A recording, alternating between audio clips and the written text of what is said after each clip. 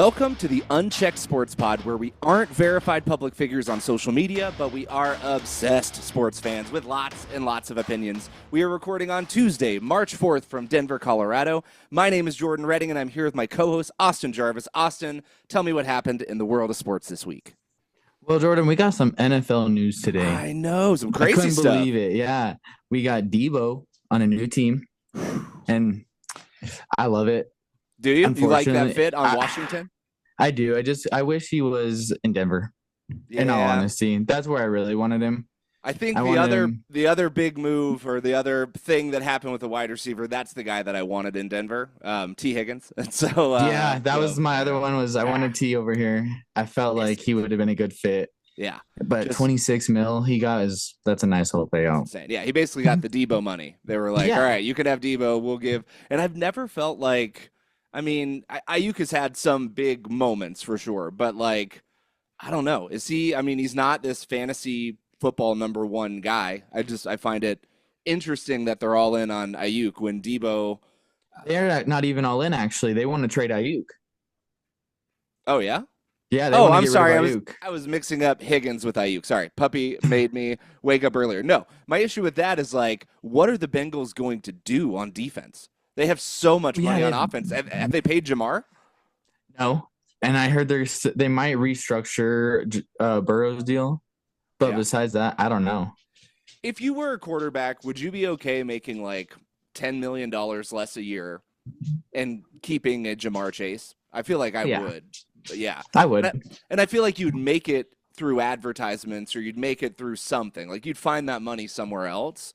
And I wonder if that's a big conversation that these teams have with like the stars of the team, the quarterback, the star wide receiver, where it's like, hey, NFL cap is at this, but we know a local car dealership that's like looking for a guy to, be their brand ambassador or something like that. I just wonder if there are outside of the, NFL construct, if there are ever agreements in place like that, Yeah, no, you would hope because you want to see players take less money, so their team does better.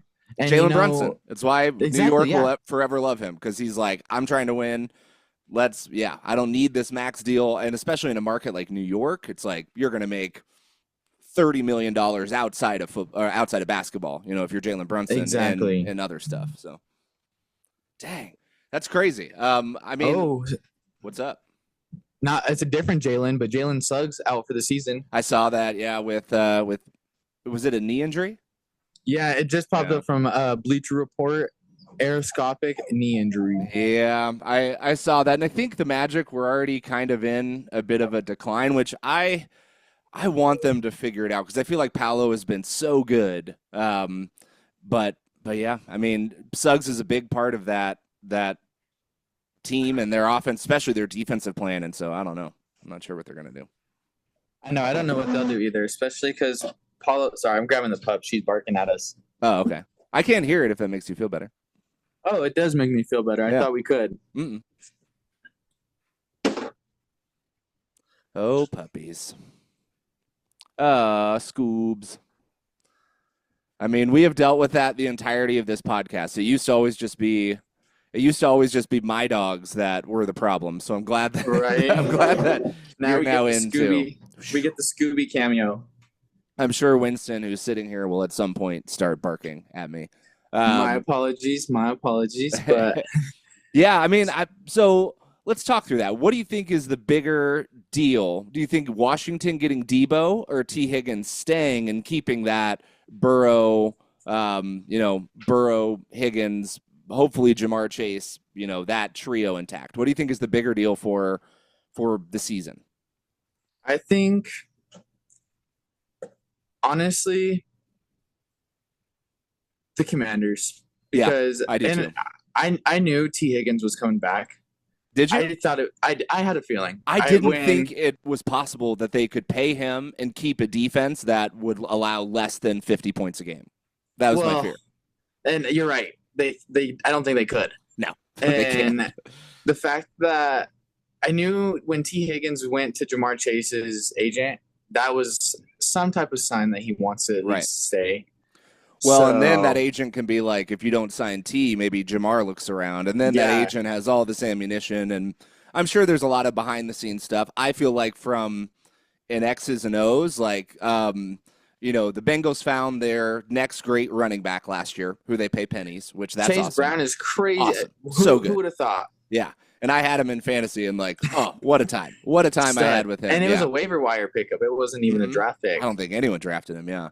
Um, so they have that cheap. I mean, I'm trying to think.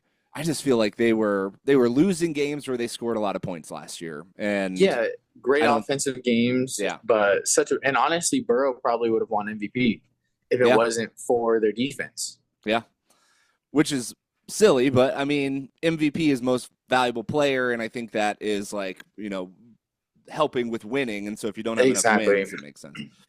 That's crazy. I feel like Debo as well, if he's healthy, I think is the big caveat, is probably the better. I don't want to say pickup because Higgins was already on the team, but I feel like Debo, if he's healthy, means that all the heat isn't on McLaurin, Yep. and it kind of opens up that offense a little bit more. And so I think it's And a when good you're not, pickup. I think so too. When your number two isn't Diami Brown or Noah Brown, Yeah, it opens up the field. And I always, I was saying like Debo, he's never had a 1,000 yard season except for 2021 when they went to the Super Bowl. right. And it makes me, I guess injury does play into that. That just Mhm. shows how unavailable he is.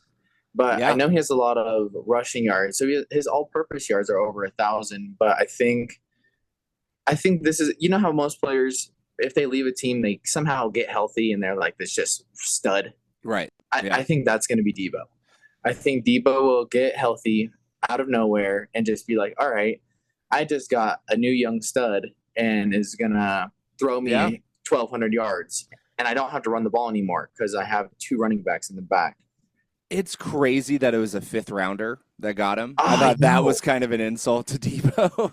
They're like, But you suck, they just Debo. wanted to get rid of that money, and I get it. They had a lot of firepower on that team, and you just had to choose. Who is it that you want? I feel like Ayuk is. I mean, if he stays, is definitely a more traditional wide receiver one Yeah. body. And I mean, heck, if Ayuk can go to the Broncos, I think Ayuk is great. I mean, I think I he's would take very, very him. good. Yeah, and they also have to pay Purdy now, and so they're dealing with some salary stuff. And I mean, I Yeah. think Purdy's going to be in the 50s probably. Is what he's So about to get. I have a pretty, I think, did I tell you about what I think the Niners should do? Remind me just in case. Let Purdy walk, Okay. sign Aaron Rodgers on a like 2-3 year deal, and bring over Devontae Adams. Dang. Why not? Yeah, why not? He's from the area. Bring him back home. I know we want to see him go to Minnesota and just complete the Brett Favre cycle. Right. I mean, and yeah, that would be. I mean, just following in those footsteps would be funny. I think. I don't know. I can never predict what Rodgers is going to do. I know. I don't get why the Niners would do that. That gets them out of, I feel like in their mind, they think that they're still Super Bowl contenders, which they might Yeah. be, They had a rough season last year and had some, they were hit pretty bad by the injury bug, right? I feel like Yeah. Yeah. CMC, Trent Always. Williams, Debo, yeah. Kittle was out a little bit. Yeah. Ayuk tearing everything. Yeah, so I mean, I think they still think they're in contention, and I don't know if Rodgers, I don't know if his 2 years on the Jets has proven that he is who people thought he was when he was going to Yeah. the Jets. People saw all the weapons on the Jets and were like, oh, he's going to be great.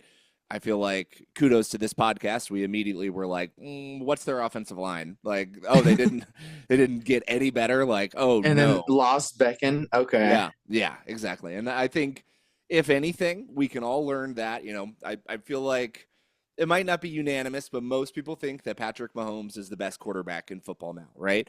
And I think in the Super Bowl was a very good indicator of how important it is to keep defensive pressure off of your quarterback because they play very poorly when that happens. And I think, it had been happening to so many guys, and a lot of times the quarterbacks take the heat. No one is being like, hey, that offensive line isn't blocking. Like, they're about to get hit all the time.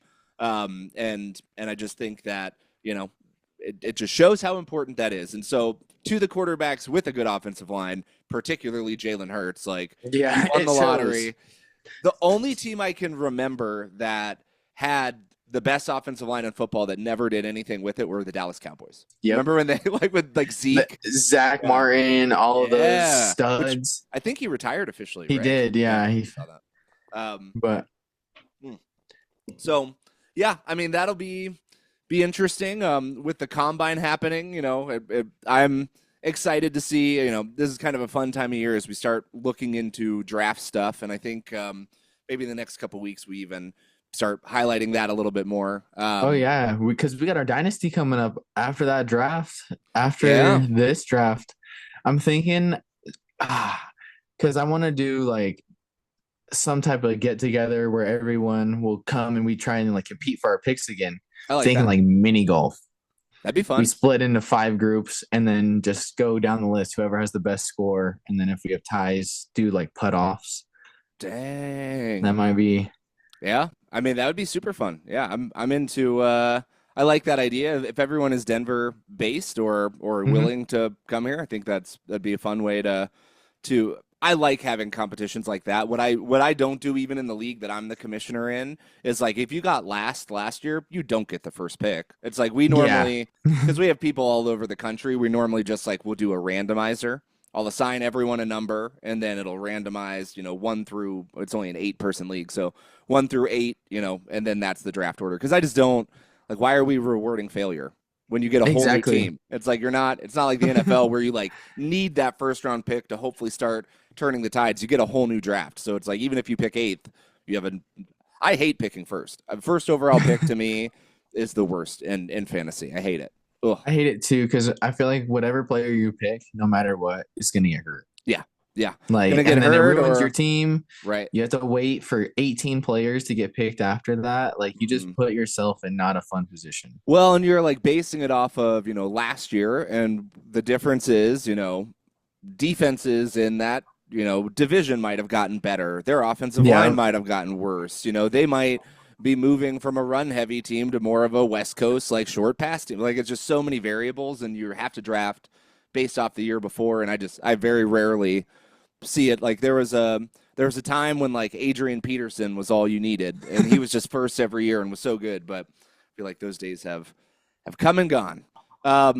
Well, we are in a pretty fun time in the NBA as we kind of start looking a little more towards the playoffs and see what's going on. And so we have we both have a few different points, 3 different points. You have 3 on the Western Conference. I have 3 on the Eastern Conference. I'm going to throw 7 minutes on the clock, and I'm going to let you get going. So here sounds good. We go. So we already know the West is tight. As always, we knew it was going to be tight. The 2, 3, 4, and 5 seeds are all 1 game apart from each other. We got Lakers, Nuggets, Grizzlies, Rockets, all in that order. Dang. Yeah. And then, of course, Thunder, number 1. They're like 11 games ahead. Yeah, so. I think they've clinched pretty much. Yeah, so I mean, what obviously the number 2 spot would be, you know, the most coveted. And then the question is, let's say that's the Nuggets there, you know, or the Lakers, or I mean, put whatever team you want there. But where would you want to be in positioning for that? I mean, I feel like 4 would be tough because that means that, you know, if you win yours, you're playing the Thunder essentially, unless they somehow lose, which with Chet coming back seems unlikely, but I mean, things happen. Yeah, so. Their last 2 games, they've scored over 135 points. Yeah, like they're just on a tear. Yeah, they're crushing right now. I mean, they're one of a few teams. That I feel like have an actual chance. Yeah, because Shea dropped 51 last night. He's killing it. I mean, and I think he's obviously the catalyst for that team. You know, MVP. Is he favorite maybe if they end up with the number 1 seed? Jokic took over as like the NBA's leader. Okay. So I don't know. I think FanDuel, Shea is still the favorite, but I don't know. I feel like I don't see a way that Shea doesn't win in reality, but like not trying to hate on Jokic because I love Jokic, But like Shea has done so much to this Thunder team, and he's been someone that I don't think anyone was expecting. Yeah. Like I knew we thought he was going to be good, but I don't think anyone really expected him to be let's average 35 points a night type deal for the whole Yeah, I year. mean, it helps that he's a big point guard because that makes Huge. matchups like tough to begin with. But yeah, I mean, his scoring, like I feel like professional sports is like everyone wishes they could ever redo and go back, but I mean, obviously the Clippers realized that they made a terrible mistake. Huge mistake. The Kawhi experiment, hasn't done anything. And honestly, I hope Kawhi his next contract he makes like $10 million a year. I know he Yeah. won't. But it's like, dude, you don't play. Like, get out of here. Get out of here with your $50 Help the million a team. year. Yeah. It's frustrating to watch, and every time a Clippers game is on and I'm watching it, Kawhi isn't playing. Every time. And I don't go out of my way to watch Clippers games. I mean, but when they're on, I just feel like he doesn't play. And it's like I actually was, I don't know if we've talked about this, but I saw a guy on YouTube kind of broke down, so the NBA is losing viewership hand over fist, right? It's struggling right now. I mean, down from 2012, down like 48% in viewership. And so huge issue. It happens to coincide with the player empowerment era. It happens to coincide with the taking rest eras, which I really point that more to the Spurs than anyone. That was a Greg Popovich thing. He would rest his guys, and he won championships from it, so it made sense. As the Clippers, are fighting for, I don't know, what are they, the 6th or 7th seed? 6 right now. Yeah. That to me is not the Greg Popovich like, hey, let's rest them for this playoff push. Like I don't know. So what this YouTuber kind of was talking about was what if the new contracts, and we've brushed on this a little bit, what if it was a smaller annual guaranteed salary, but then you could get bonuses through either games played or even more for games won for players, for awards won for players. If you're a defensive player of the year, you get a $10 million bonus. You know what I mean? Like something crazy. Yeah. How much more would these guys fight and play? Because right now it's like, I watch the Heat games, and which I enjoy and I always do. I like watching the Nuggets games because I feel like Joker tries and he never sits, and I feel like the issue we have out here is just being able to watch them, which is the dumbest thing. I hate it. Altitude, damn it. Yeah, and it's in more markets than that, and I think that's one of the reasons also why viewership is down. Where it's like we don't know where to watch these. Sometimes they're on TNT. Sometimes I pay for League Pass. I pay an annual subscription to League Pass, and I can't watch the team in the city that I'm living in. Charge me $10 more a month and let me watch that. Like, what are you doing? What is going on? Yeah, it's so stupid. It's so stupid. And the frustrating thing is we're missing out on one of the greatest players ever. Yeah. In this run, and we get to watch one out of every 5-6 games. Like, it sucks. It's not fair that we only get to see the highlights. Like, why can't we see the highlight happen? Yeah. So anyway, I would love to see, and I obviously that happen at the next collective bargaining agreement. The NBA, Players Association will push back and will fight it, but they have to do something, or else everyone is going to go back down to making like a max contract will be $8 million a year. Yeah, because advertisements will start to be pulled if this continues. And I also think another thing, I feel like too many teams that aren't, everyone wants to be in their prime Golden State Warriors, right? Like untouchable team, and people just huck up threes now. Like it's rough to watch. It's actually a reason why I like the Nuggets. They shoot 31 threes a game, which is last in the NBA. It's we don't have a lot of guys that are really like shoot behind the arc. We just score from attacking the paint, mid range. Yeah. And like I know your boy Tyler Hero will be throwing up 15, 20 a game. He's been streaky his whole career. When he's hot, he can score. He's on fire. But yeah, and a lot of times the unfortunate thing about that is it'll be like, hey man, there's 18 seconds left on the shot clock. You don't have to throw up this shot. Like, run a play. You have one of the most brilliant coaches ever, and I think that's always been Tyler's struggle. Yeah. Okay, so real quick, as we have 30 seconds left on this, I want to be the 2 seed. Okay. Sorry. Nuggets 2 seed. I realize I never answered you. That's okay. Nuggets 2 seed. What do you think, like, if you were to guess, where are these teams falling? 2 through 5? It's gonna go Nuggets at 2, Lakers Okay. at 3, Rockets Ooh, at 4, Grizz Grizz at just keep 5. sliding. Okay. Yeah, the Grizz are gonna slide. Rockets are gonna keep jumping, and there's no way this Luca LeBron duo doesn't stop. Yeah. Unfortunately, like I Yeah. hate to say it, but he's getting into his rhythm. Yeah. Like he's starting to realize, this is the LA house. Yeah. Like this is how it's supposed to be. And yeah, I'm excited for that. I think they could, with how close they are. They were closer than I realized to being Yeah, able, it's a matter of a 2-3 game swing and they're in that third spot. So I didn't realize because they're actually ahead of the Nuggets only because they played one less game, yeah, yeah, which and we'll see that shake out. yeah. That's what I'm Um, saying because they all have 21 games left. I think the Lakers just have 22. So it's just yeah. All right. Well, let's go to your second point, starting the 7-minute clock. We only went like 50 seconds over that's not on that bad. one. Yeah. All right. So 7-minute clock starting. What is your next point? I mean, we were speaking about Luca. Just let's dive right into the Mavs. Oh man, problems. They I mean, traded away Luca. AD's out indefinitely. Derek Lively's out indefinitely. Daniel Gafford's out indefinitely.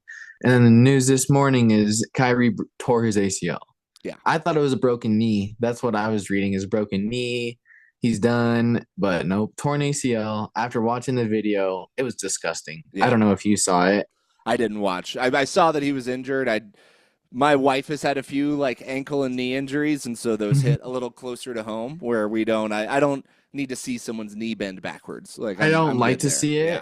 it. It was an TikTok does those awful things where it's like showing you a play, but it's actually someone. It's like, oh, that's when they got hurt, Yeah. and so you're already too late, and you see it, and you're like, oh my gosh, I wish I could unsee this. Yeah, I mean, I think in regards to the Mavs, I mean, is this the most like the largest fall from grace for an organization in some time? I It don't has know. to be, Yeah. and I think we're gonna see Nico looking for a new job. Did Nico, was he the one that also traded or let Brunson walk? Yep, he Yeah, let what is he Brunson doing? walk, and he was the reason that Curry didn't sign with Nike back in 2013. He Oh yeah, spelled because he called him like yeah, called him Seth. Seth, called him and spelt his name wrong in the presentation. Oh yeah. What an So interesting guy. It's kind of like when Jerry Jones comes out and forever defends Mike McCarthy, and you're like, really, he's not a really, great coach. I know. I love that. Coaching carousel time of year, which I think we're kind of past now. I think most positions yeah, are taken, but people are like, because "Where's McCarthy going to go?" It's like ideally nowhere. Like, what are you talking about? he's gonna be on his couch, probably Yeah, on a vacation home for the next 3 years. Like he's never. yeah. Eventually, someone will get desperate enough, and they'll be like, "He was a genius. He won a Super Bowl." It's like he might be the reason Rodgers didn't win 3. You know what I mean? Like, and so Exactly. I don't know. I'm not a big McCarthy guy, and I'm definitely not a big Nico guy because I, it just doesn't make sense what they were doing. Like it just doesn't make none. sense to me when they got in early on a player that it could be a max player in Brunson, and we're just like nah. And then trading a generational talent, I just don't at a certain point get where you're going. Yeah, when the dude you traded it for has gotten literally 30, not even 30. He got like 20 minutes of playtime for you guys, and then he's done. And that honestly, I think the bigger thing is, as LeBron is hitting his twilight for sure, right? There's Yeah. maybe 2-3 years left, maybe. We'll see. I think he'll announce it and it'll be a whole song and dance. It's gonna be a whole thing He'll do because a he's gonna. retirement tour. Yeah, The Kobe thing and the Dwayne Wade he's thing. definitely Which gonna want it and make he's sure earned that it. people. He Yeah. has, and I think a while back he's like, I don't want a farewell tour, but I feel like he definitely does. Yeah.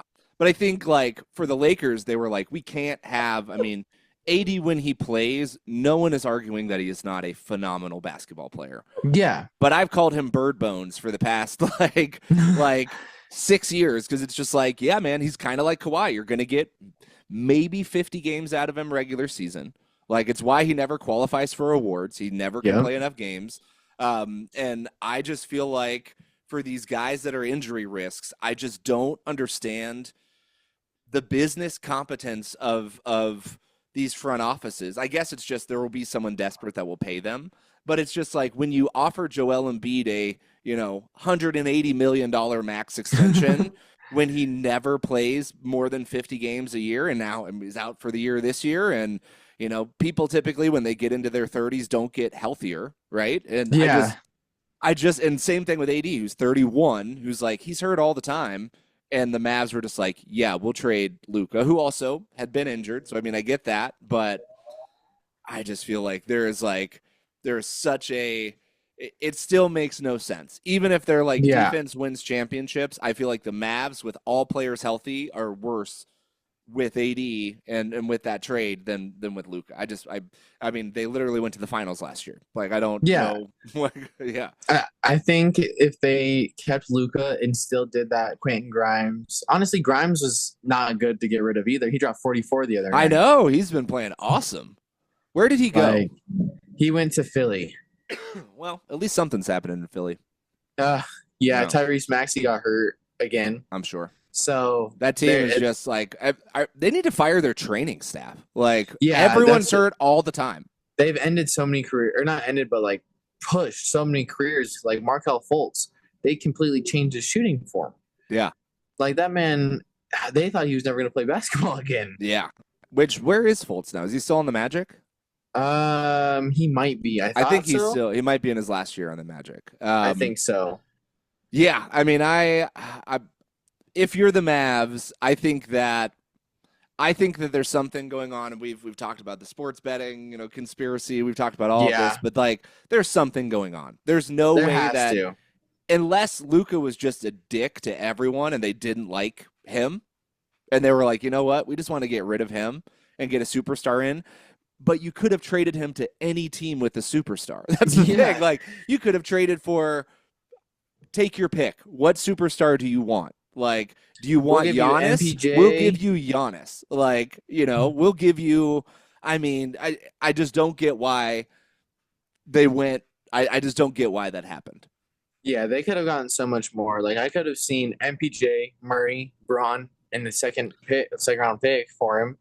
Is there a world where the NBA got involved and was like, hey, this league does better. We are struggling. This league does better when the Lakers are very good. Like, this league, and so we need you, Nico. You're going to take the hit. Don't worry. We're going to give you $30 million in hush money down the road because, like, you'll never be hired again. You'll be out of basketball, but we'll pay you. Don't worry. And like, you almost have to get into conspiracy world for this to make sense because it just makes no sense. Like, I don't know. Kyrie's gone. And how many years does AD have on his contract? A couple years still? So I think 2. Yeah. Yeah. But I bet you they trade AD for whatever they can get. You know what I mean? I bet you that's what they do. And so, yeah. I would not. I know quite a few Mavs fans, and I not jealous of, obviously. Not at all. The Heat have their own struggles, and as the Nuggets, but the Mavs, it seems like they deliberately want to do bad, and I don't. Yeah, they're like sinking ship intentionally. Yeah. Or again, conspiracy: the league needs the Lakers to do good to get advertisements back. And I will say, I'm watching a lot more Lakers games than I used to. I mean, so, that's a good point. Me too. All right, well, let's move on to the last and final point. What do you got? A little bit of more trade news. I hear the Suns are going to get rid of KD. I hear he's done. Like, they are pretty much, they're almost tied with, oh my goodness. There's, the Trailblazers. Yeah. The Suns and the Trailblazers have the same record almost. So the Suns, they have to look at who they're going to trade when Devin Booker and Bradley Beal both have no trade clauses. KD's your only option. So I didn't realize that Devin Booker had a no trade clause. Yep. Oh, so now Phoenix came out openly pretty much saying that they're going to try and trade him. And I think these are the 5 teams that I could see him going. This is also off of what I pulled off the internet a little bit, but okay. Thunder research, I like it. Yeah, but Thunder would be crazy. Yep. How could they afford him? They got all their picks, man. I don't know. They could. You can figure it out. Get rid of. Yeah, figure it out somehow. But a Chet, Shea. I mean, Thunder would be fun. And I have a point that I'm going to make after this. All right, I like the Thunder. I feel like that'd be a fun team for him. And coming home, a little bit. I like right? that. Swinging it back full circle. This one's pretty cool. At first, I was like, really? But then thinking about it, I was like, yeah, really. The Pistons. Cade, Him and KD. Cade. You could probably throw the Duren. Tobias Harris thing in the trade Yeah. to make salaries work. Yeah. I would throw Harris in there, but as long as you keep Jalen Duren and Asir Thompson, Yeah. you're set with those. Yeah. That would be a crazy. And Malik Beasley has been going crazy for them.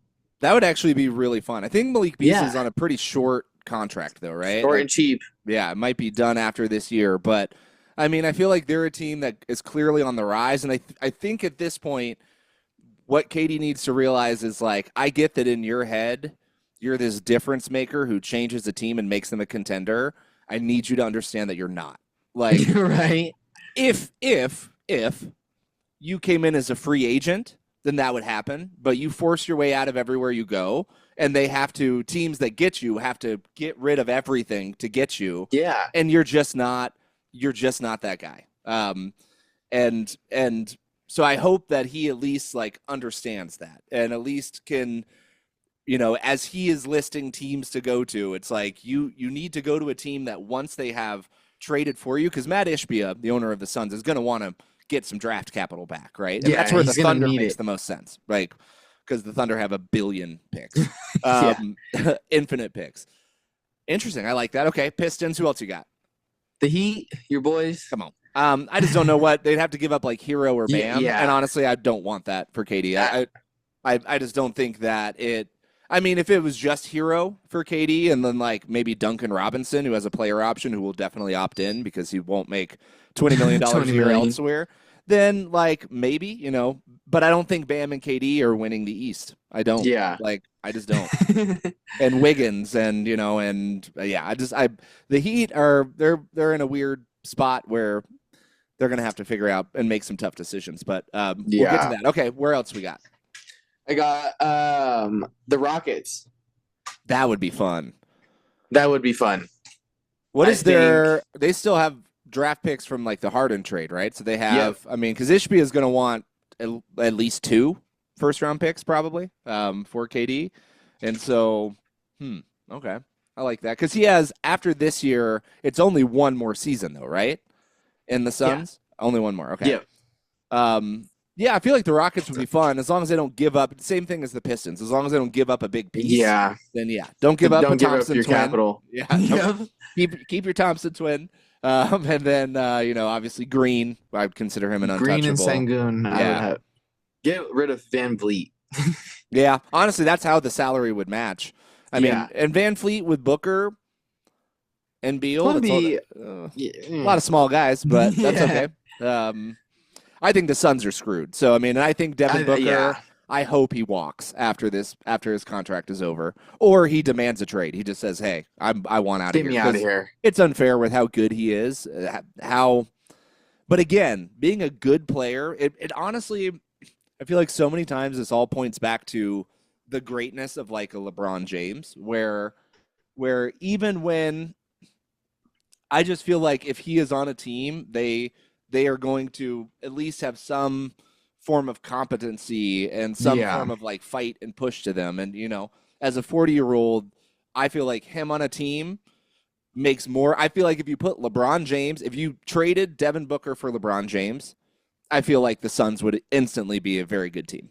And maybe I'm naive, but I just feel that way. That I agree. I think all of a sudden Bradley Beal's an all-star again. Yeah, there's a lot of superstars, right? That that are great number 2s. I think being a number 1 is the toughest thing to find in basketball, and I feel like Shea is one. I feel like there are 30 NBA teams. I feel like there might be 15 true number 1s.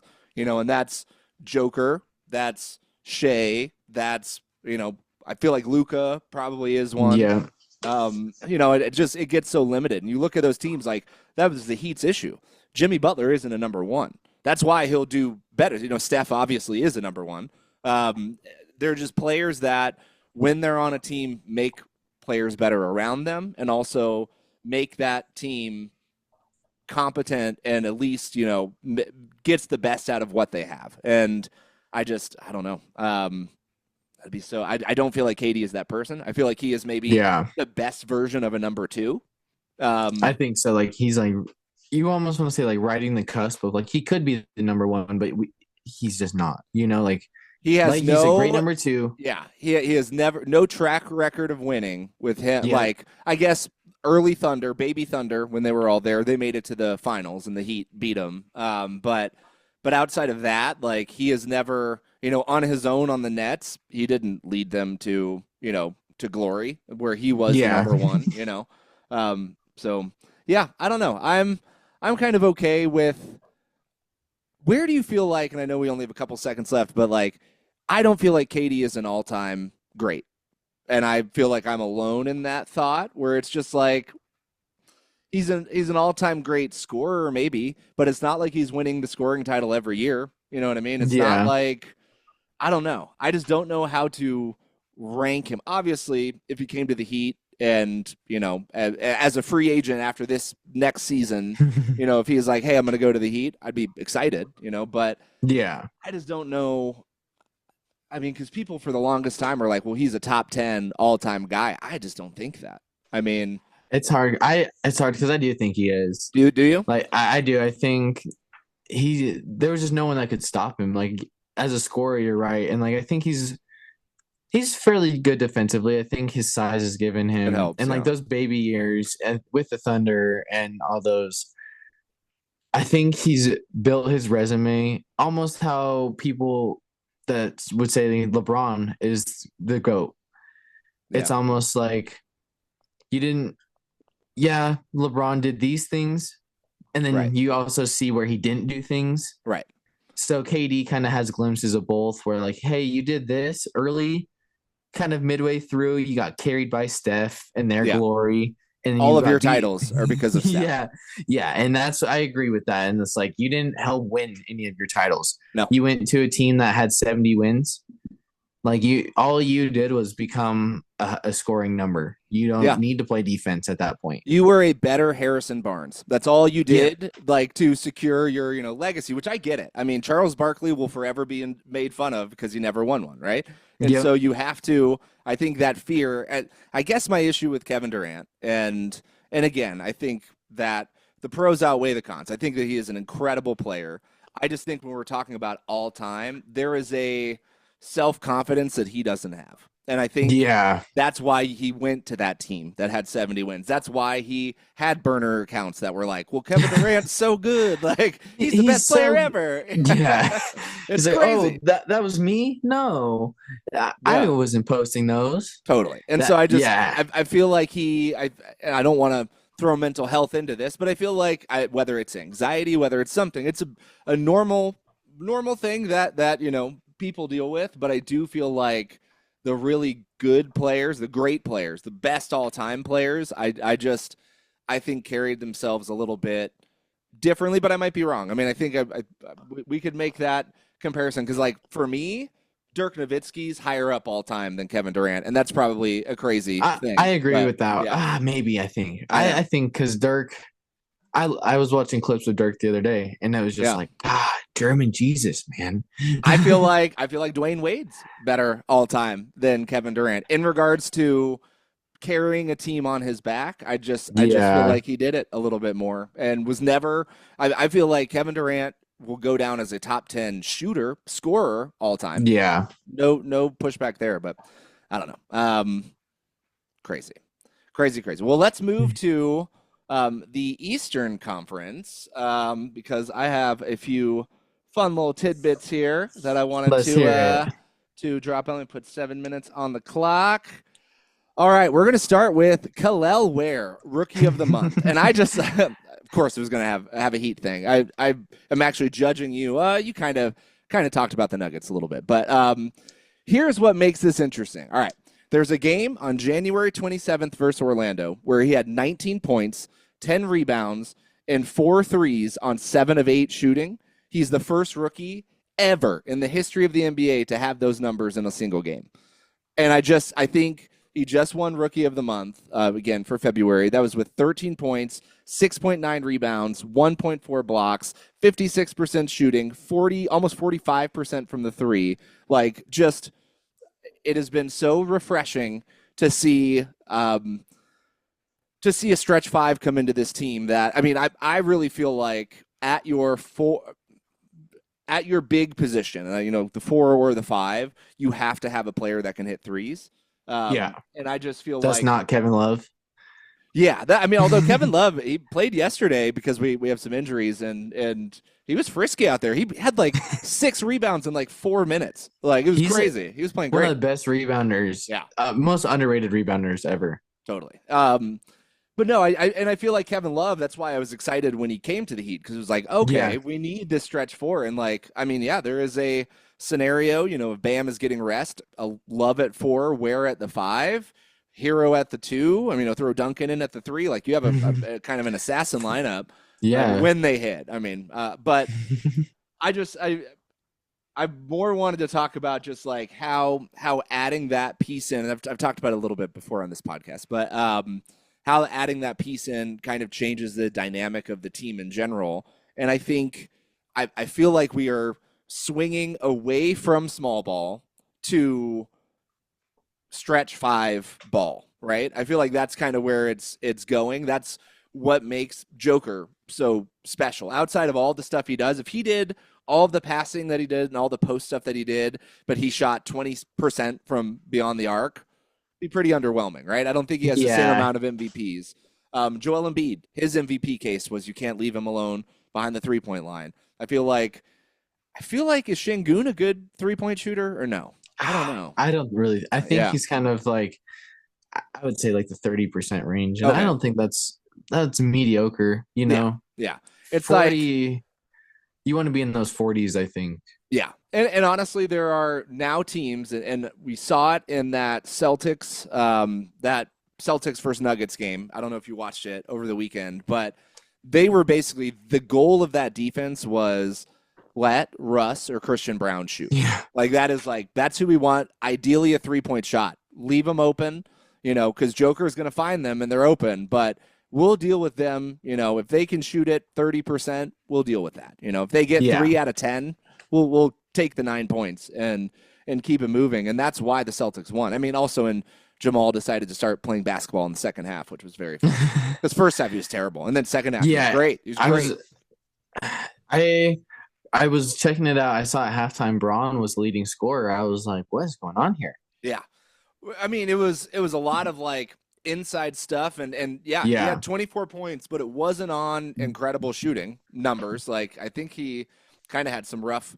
It was awful shooting numbers. I remember it was like, I think 9 for 20 from the field completely, and bad 3-point percentage. It made sense on exactly what you're saying, that they beat us by letting us beat ourselves. And you have to point out that there was no Aaron Gordon, right? Yeah. But then with the Celtics, there was no Drew Holiday, and Derek White is the most frustrating person to watch when you're playing against him, because he hits it seems like he hits 100% of threes. Yeah. Like it's so deflating, because it's like, we're doing it, guys, we're making it back. It's like, dang it. White. Here comes another 3. And then it even burns. Yeah, go ahead. Sorry. I was going to say it burns because he's a Denver native. Like he's from Denver. So he's like, down with Denver. Wow. Yeah. And they had no Porzingis. And so, I mean, the Celtics I think they just straight up beat the Nuggets. Now I feel like that, the Nuggets made it a game. It came down to, final possession, and they made it close. I feel like if Jamal was the only way that the Nuggets can play, there are 2 things that have to happen for the Nuggets to have a chance at a title, or even just in a finals appearance. And that is Jamal has to play like Jamal of 2 years ago, right? Where him and Joker, unstoppable, pick and pop, and 80 points a game. Exactly. Just absolutely, you're terrified. You don't know how to guard it. So that first and foremost. And then the role players have to get their 3-point shooting up. And that includes MPJ. Yeah. That includes, I think Strother, I don't know how severe his injury was. He went out of the game. I did see that. I'm hoping he's all right. I haven't looked into it, but I haven't heard anything yet, which is scary. Because you never know. It's either silence is a good thing or silence is a bad thing. Yeah. Because Kyrie, you got it right away. Right. Yeah. But Strother, we're still kind of up in the air. We're still waiting to see. That is interesting. Yeah. I haven't like particularly looked into Strother, and so we'll have to see. But I don't know. I think we're at a point and what I like about, being a fan of the NBA for a long time is you kind of see these different trends, right? And small ball was a definite trend.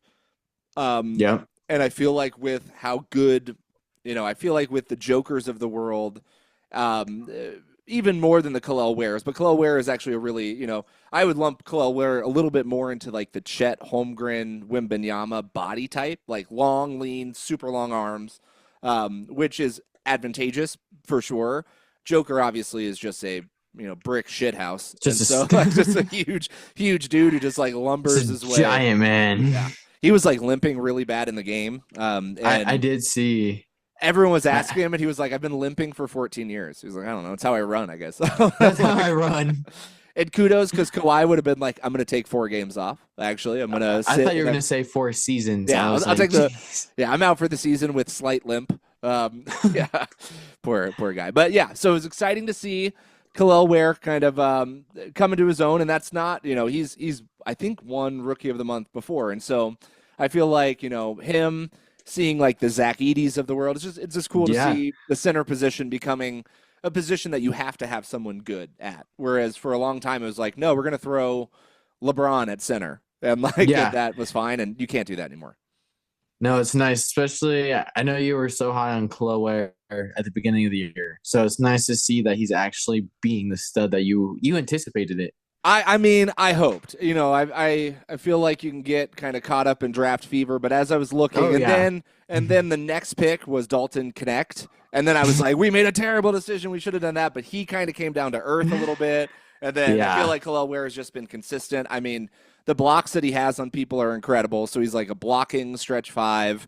Where he'll lose is against a big-bodied center. He's going to get smoked because he's just too skinny. Same as Chet. Get that Giannis build. Exactly. Yeah, you gotta. Yeah, I'm just excited for I feel like the Heat consistently draft well. I think so. Which might be our undoing because we're always the 14th through the 18th pick. Like we're never in the 20s because we haven't in the last 10 years been good enough to to go that. I guess we have at a few finals runs, but I don't know. So hopefully he continues on his trend upwards. Next, and I think this is a pretty juicy one. This is Cavs or Celtics. Who do you think is going to rep the East? I'll tell you who I want, but I want to hear who you think first. I'm gonna go spicy and say Cleveland. Interesting. Yeah, I mean, I'll be a little spicy. I think Donovan Mitchell is just a stud. Yeah. I think Evan Mobley has stepped up to where he needed to, and same with Garland. Yeah. I think this team is almost the band of misfit toys that's playing like the symphony.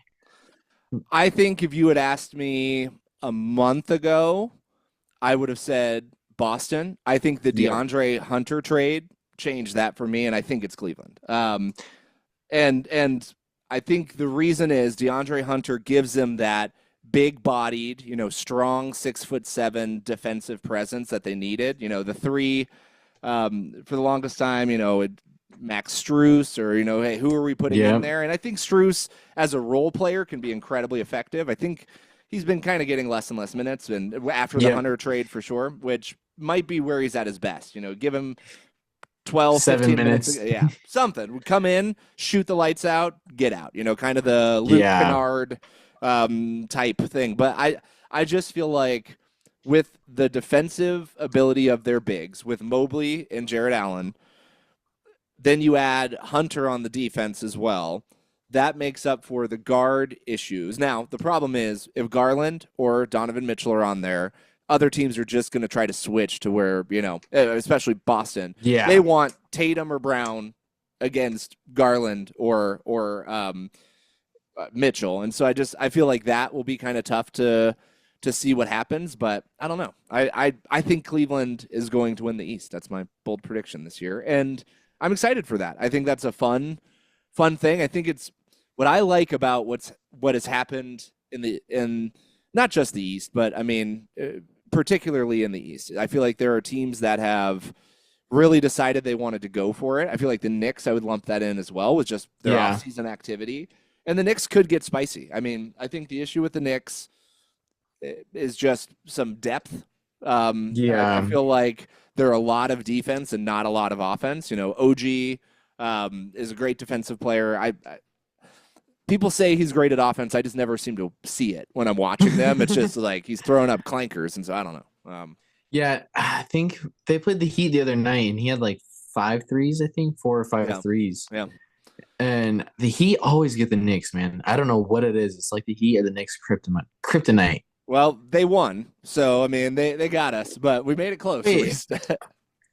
Oh, because they forced OT. hmm I forgot because when I checked, I'll be honest, it was like 120 to like it was a pretty far distance when I checked. To me, that was a pretty good sign of what this new Heat team is kind of capable of, right? I think Yeah. they were in that game. I think they're still a piece or two away, which I mean, and we might get into this, you know, next week or later on as the season continues. But this offseason, there are some potential major moves that could happen. Yeah. And so I hope that the Heat are still in contention for some of those moves. One of my issues with the Andrew Wiggins trade is that he still does have 2 years after this year on his contract, which does make it a little more difficult and does eat up a decent amount of the cap space that we have. But I'm hoping that, you know, there's always ways to structure things and figure stuff out. But I don't know. I think that with the fact that Cleveland continues to tinker, I think has gone really well for them. And I feel like they actually have, you know, you can put Mobley on Tatum and honestly advantage Mobley in regards to size, in regards to his ability to move, in regards to, I mean, a whole bunch of things. I just feel like he's a good matchup. I would probably take Porzingis over Jared Allen, but not in regards to rebounding. I mean, I think the best thing about Porzingis is he gets Allen out of the paint a little bit, where Allen, you know, does his best work. And Allen isn't the type he's not the body type that can just back Porzingis down. You know, like that's what Joker does. He just literally pushes him back because Joker outweighs him by 100 pounds. So I don't know. I'm excited to see, you know, which team makes it. I'm hoping that is the Eastern Conference Finals. Obviously, hope number one is the Heat make a run, and you know that'd be great.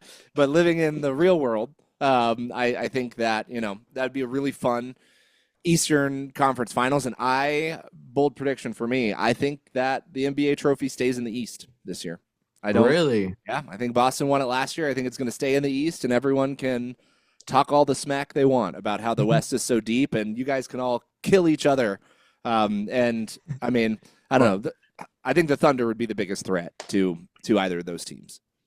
Yeah, I could see it as long as if the Nuggets are in the finals, obviously I feel like we'll take it. But besides that, yeah, the Cavs and the Celtics are definitely they have a good chance to hoist the trophy at the end of the year. I think the issue is, you know, when you look at what the Nuggets have, I mean, I can think of defensively. If I was Cleveland, DeAndre Hunter, hey, you're on Jamal, right? Yeah. You're on Jamal, smother him. He gets nothing. Hey, smaller guards, you're on Christian Brown or Russell Westbrook. They're going to get some points. It's fine. Hey, Mobley and Jared Allen, we're just going to do rotations on Joker, and we're going to make his life miserable, and we're going to rely on Aaron Gordon and Christian Brown to shoot us to death. And if they can score, you know, then great. I don't know that those guys in a 7-game series are going to be consistent enough to do that. And so or if it's the Celtics, and this is the problem with both those teams. I mean, with the Celtics too, it's the same thing. You throw Brown on Jamal, you put Tatum on whoever else you think is worthwhile, and then you have Zingy, you know, on Joker, which actually that's probably the better matchup for Joker. But I mean, it's scary. Actually, no, you still have Drew Holiday. No, you don't even have to put Brown on. You have Drew Holiday and White. Yeah, I don't know. Both of those teams have the depth, and that's where when I start to like look at matchups, it's like I just don't know how outside of the Thunder a Western team will do it. Like, I just feel like if it's one of those two teams repping the East, they just have too much defensive firepower and not enough weaknesses where, I don't know. I think it'll be tough. Well, obviously time will tell, so we'll see. Okay, going to the last point. I was gonna say your last one. Sorry to not circle back, but to end that final thought is I think you're right. It's going to stay in the East. Yeah, I mean, I don't know. We'll see. The Thunder are very good. I think they're the one team that matchup wise, I think that they can kind of match up with anyone. Chet is also, he's just coming back from injury, and so he still has a lot that he could do, and so I don't know. I think that's the only team that I like. If you look at it on paper, which again, these games are played in person, not on paper, and so things can happen. You never know, and there are underdogs win all the time, and matchups sometimes work out a little better than you'd think. But I mean, to me, like if it's Boston Nuggets, Drew Holiday, and I'm actually stopping this clock because I was gonna say you definitely got to restart your bad boy. Yeah, well, we'll start this one, but yeah, we'll see. We'll just have to see what happens, but. Let's talk about a team that definitely will not be in the finals. And for my final point, let's talk about the colossal collapse of the Philadelphia 76ers. And just, I feel like case studies will be made about like how poorly the process went in the long run. where what the process resulted in after multiple bad picks, multiple misses, whether it's Markelle Fultz, or Okafor, or Ben Simmons, which seemed like a good pick at first. And, I think it was just motor and drive and all of that. But they were basically left with, after all of that tanking, they were left with Joel Embiid, which we have already, talked about. I think availability might be the most important ability in all of basketball. Unless, if you can be healthy for 16 games in the finals and win those 16 games, then you're good. But or in the playoffs, then you're good. But I don't know. Did you, with the Paul George move, which I think we both were kind of like, what? Why? Yeah. Did you think it would go this poorly? No. No. I thought they would at least like skate the play-in. Yeah. Like I thought they would be Which they might. They're 3 games behind the 10th seed, behind the Bulls at 10. Okay. I mean, again, they are, hold on, I think they have 20, I think they're like 21 and 39, but yeah, I was going to say they are, the East they were not. Yep, they're 21 and 39, tied with the Nets for the 11th. They're in 12th.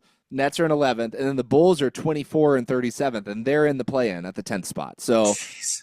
And that is where some might say, the East at the bottom is probably a little bit weaker. I mean, I guess let's take a quick gander at the Western Conference bottom and see. I mean, yeah, for comparison, the 10th seed in the West are the Mavs with 32 wins, which 32 wins is like, that would put them in 7th. I mean, so they'd still be in the play-in, 7th in the East, because the Pistons have 35 and are in 6th.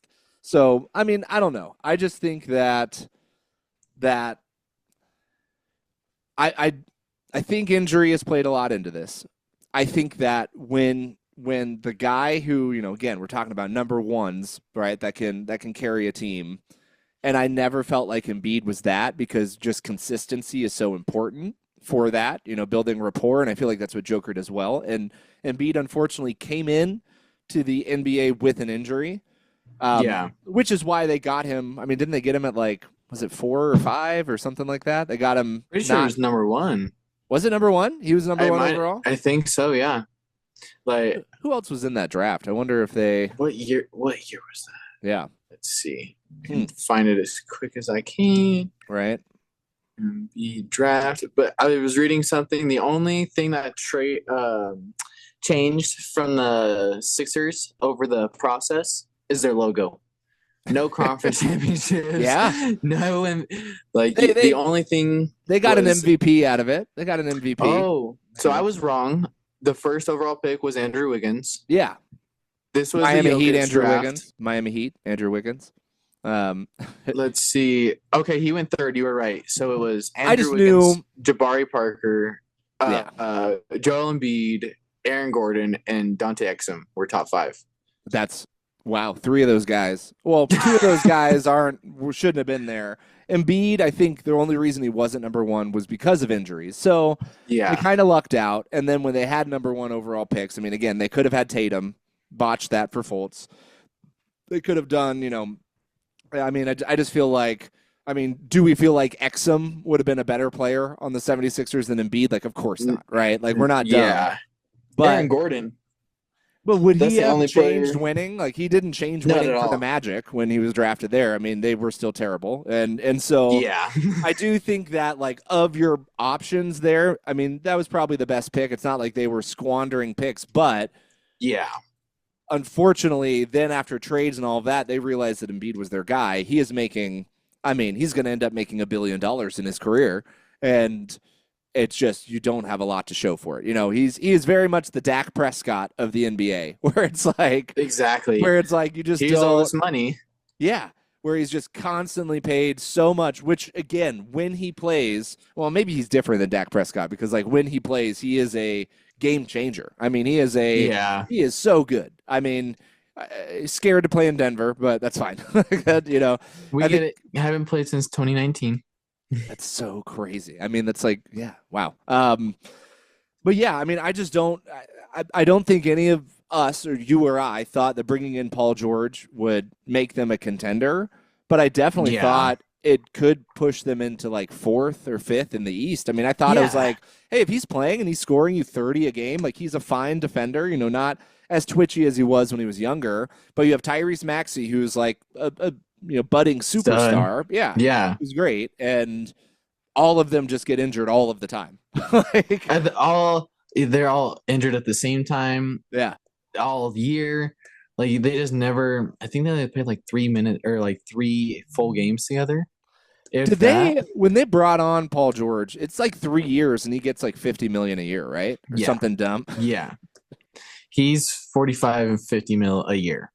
And for like 3 years. the issue was the whole time in Clippers, the problem was Paul George was hurt a lot. Like Yeah. and Kawhi was hurt a lot. And so they just were like, well, we want a piece of that. We already have a guy who's injured all the time. Let's get another guy who's injured all the time. We can be the new Clippers. We could be the Eastern Conference Clippers because like it's so insane to me how I just don't get the train of here's the issue I have with the NBA sometimes. I feel like GMs, when they realize they're about to get fired, will make last-ditch efforts that impact their team for years and years to come, and they ruin players, you know, championship windows. They ruin so many things that, I mean, at $50 million a year, you kick the can down a year because both Luka and Kyrie would have been free agents. I mean, I just feel like you could have figured something out. Like, I feel like Yeah. I don't, even if that's your best available option, I mean, I just don't understand. And I just think that years from now, we will be, and maybe we'll never talk about it because it's not even worth mentioning. I mean, that's possible. But, like, I think studies will be done on the 76ers and, like, how not to run a franchise. Yeah. And how, you know, Here's what not to do. they even had like, I would rather have James Harden and would have paid him over Paul George. Like, what are you doing? Like, so the Clippers got a better player all because Daryl Morey was like, psych, we're not going to pay you that money. We're going to pay more money to a worse player. That Like, hasn't even played this season barely. it's just, I just don't understand. And I feel like Daryl Morey is one of the more competent guys at the Yeah. GM helm who isn't at a risk of, I mean, maybe he is in the hot seat more than is being, you know, reported, but I don't know, man. I just don't understand. I just don't get it. It seems weird. It does seem weird. And I don't remember if I talked to you about it, but did you see how Paul George was like, I'm going to take a break from my podcast to try and make a playoff push? Yeah, because everyone was scorching you for having more podcasts than games played. Like everyone, which in his defense, I mean, bro, we're on Zoom right now. I'm sitting here. Like you can podcast when you're injured. You can podcast. I mean, it's an hour of your week, and so I never thought it was a big deal. It's like let the man talk. I mean, do other people not have hobbies? Can we also insult other people for their hobbies? Like, what are you talking about? Exactly. Yeah. Everyone has their thing. This is his thing. Yeah, now, I mean, that's also another revenue stream for him, too. So it's almost like another job. But it's like these NBA players, they're not coming in with, you know, research, not unlike this program where we deep research. Like our Google searches, you know, no end. But I don't know. I didn't hold that against him. It's not even holding it against him. He can't help that his body gets injured. I don't think he fakes it. Yeah. You know what I mean? I just think he's hurt all the time. In the same way that I don't think Anthony Davis fakes it, but he gets hurt and it's weird. All the time. Yeah. And it's like, when someone is hurt that often, it's just like, yeah, let's not like put our hopes and dreams on that person, And so Yeah. I don't know. It's going to be crazy. I mean, so real quick prediction, NBA championship right now on the spot. Who do you think is going to win it? You made some compelling points about how the Nuggets can get shut down. And as much as I want to see us in the finals, but I don't also think we that will. I also think that in any of those matchups, Joker is the best player on the court. So Exactly. I do think that you gotta, that's where on paper isn't enough. It's like, yes, that's 1 out of 5 matchup that Joker would win potentially between Yeah. either any Eastern Conference team, especially now that Embiid's out. Like Joker is going to win the one-on-one matchup. But then the question is, that's not 1 out of 5. Joker is like a 3 out of 5 position when he wins. Like he's such a game changer. So I don't want to like ruin your dreams here. That's not my intention you're not. on this Tuesday morning. I'll say the Nuggets. I'll keep faith. Nuggets or Cavs. I like it. I think that makes a lot of sense. And I think I don't know. I think my gut tells me the Thunder, but I think that also has a lot to do with record. It has to do with in any of those matchups. Once, let's say it's Nuggets, Thunder, which would be a very electric Western Conference final. It'd be so fun. But if that's the case, I feel like Joker is the best player in that one. But going into the finals, I would assume if the Thunder are in the finals, Shea is the best player on the court. And I don't know. I can see the matchups working in the Thunder's favor better than any other team from the West against either two of those Eastern Conference teams. So I don't know. I'm going to go with Thunder. I think Thunder are going to do it. I wouldn't be mad at Cavs. I wouldn't be mad at Boston. Like it's not. There's not a team that I like hate. Like I don't love the city of Boston for like a sports city just because they're. I like them a lot more than Philadelphia as a city, as a sports city. But I don't know. There's not a team that I hate that's in contention, which is fun because sometimes you get those teams that are just like, ugh, like not them again. Yeah. I like that. So, all right. You think Nuggets or Cavs? I'm going Thunder.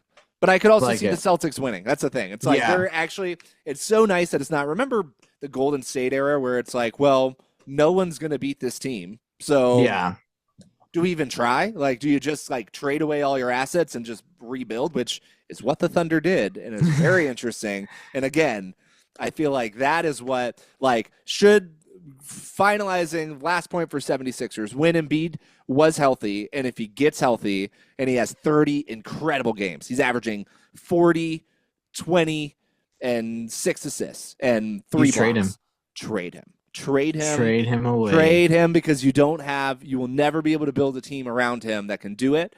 If another team has the cap space for it, like he could be an exciting player on another team, but it's like that's what I feel like when Ben Simmons had trade power, before the full meltdown. Yeah. They should have traded him. They should have known, hey, this guy can't shoot. Like, this is a problem. Get rid of him. There's a problem in the NBA. Like, you can't just be a defensive player that can't make layups. Like, that's crazy. That's crazy.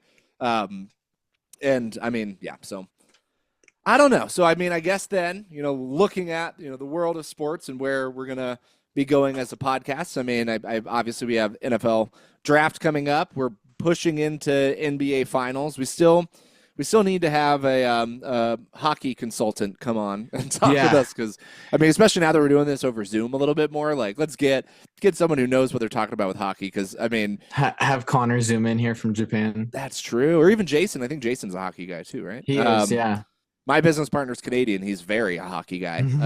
But yeah, I mean, I think we could, we're going to have first day, Yeah, is it opening day? Sorry, first day. Good Lord. Opening day coming up here in April. So that's the day where everyone for about 3 hours has aspirations of the Rockies doing well. And then, it's an unofficial holiday in Denver. And then the Rockies inevitably go on a 35-game losing streak. And, baseball's over for us, but go Braves. Yeah, I don't know. We're kind of moving into a fun time of year. And then it'll get a little bit quieter in the summer. But yeah, I mean, anything coming up that you're excited about? Just the draft, honestly. I'm really excited to see what the Titans do. I think they're gonna trade the first pick. I think it's gonna be exciting. I think so too, and I feel like just brief draft stuff, and this is why we never hit an hour with our podcast. Like, if you're right, that's why we never do, because we always have like fun tidbits we want to add. But I mean, how do you feel if you were a team that needs a quarterback about Cam Ward or Shedeur Sanders? I don't love Cam. It's tough because Shedor's stock is falling. I read something this morning that it's just dropping more and more. Yeah. So, and Cam, I have such a hard time with because of how he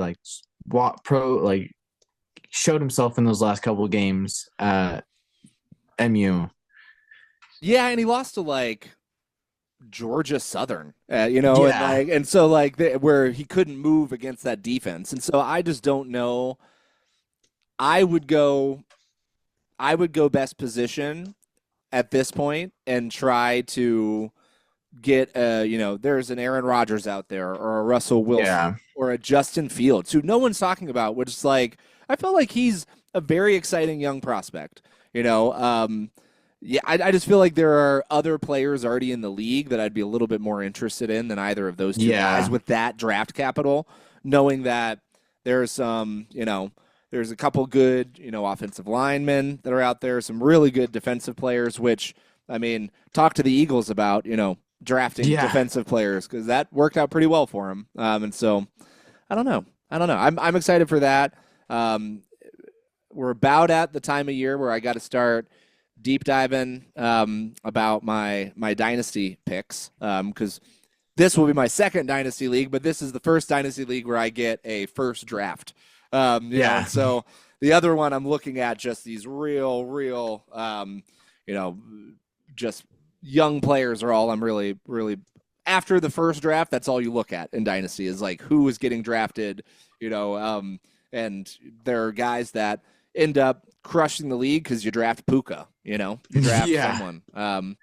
So cool. All right. Well, then I will, I guess that does it for this week. I will, talk to you next week. We're gonna go over a little bit more of what's happening, and we'll just go from there. Have a good week, man. Thanks, man. You too. Hopefully, we see some new news for the Broncos, maybe some Packers. We'll see. Okay. Well, we will figure that out then. Awesome. I will talk to you soon. Yeah. See you. Have a good week. Cool, man. All right. You too. Bye. Later.